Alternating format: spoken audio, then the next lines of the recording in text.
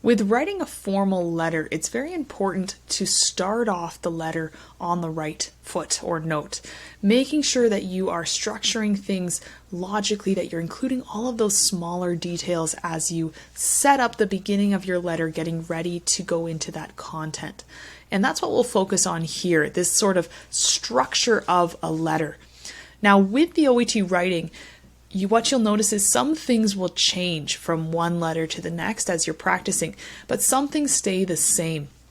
This first part that I'm showing here, this is something that will be consistent throughout the letters. So you will need to do this for every single letter you write, and learning and paying careful attention to the details of this part is essential because it is the first thing the examiner is going to read as they look at your writing and assess it.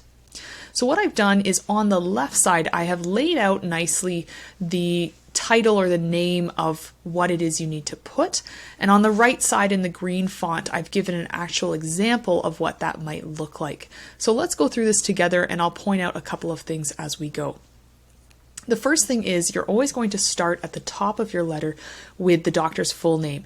Now, you may not be writing to a doctor always. You might be writing to a dietitian or an occupational therapist or someone else in the related healthcare sphere. But what is important, regardless of who you're writing to, you are going to put their full name at the top. Again, it might be doctor, or for other healthcare professionals, it might be Mr., Mrs., Ms., depending on the situation.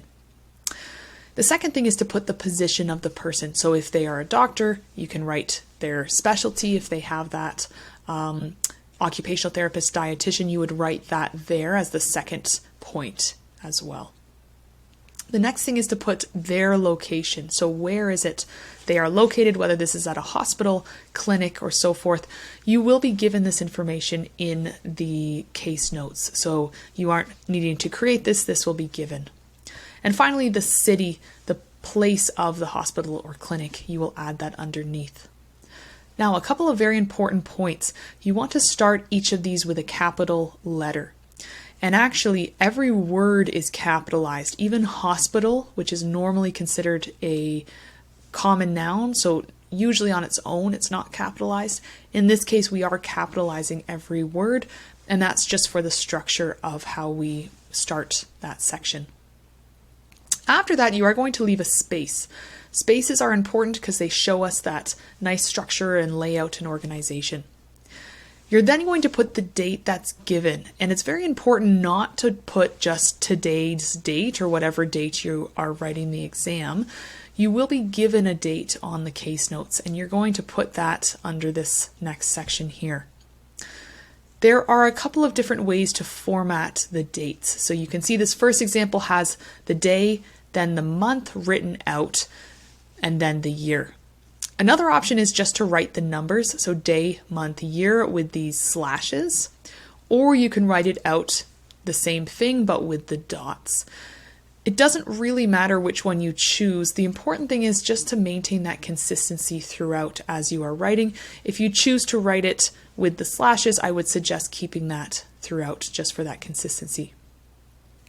After you've written the date given, then you're going to put the first opening address. So dear Dr. or dear Mr., Mrs., Ms., and then the last name of the person you are writing to. You can choose to put a comma, that is optional, so I've put that in brackets. Usually with email writing and letter writing there is a comma, however we have that flexibility here. After that, you're going to leave a space and then put so regarding the patient's full name. This is very important, don't forget to include this line. And then also you're going to put their date of birth. So we have Nancy Hughes, her full name, and then we have date of birth, and then you can write it out using the same structure of date that you have used above as well. So this layout stays the same across the letters, and I emphasize the importance of formatting this carefully because it shows the examiner your careful attention to detail.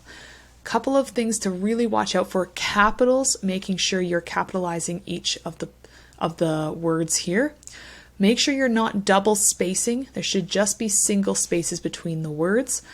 Make sure you are leaving a nice space between the this first section and the date and the opening address, and then the re and date of birth. We want to see that nice layout there. And finally, very important, make sure you're very careful how you copy the names. You want to make sure there's no spelling mistakes in the doctor's name, in the patient's name, in the city, in any of that, because again, that shows your very careful attention to detail and is a great way to show your strong writing skills as you start the letter. So with that, that is the opening part of the letter.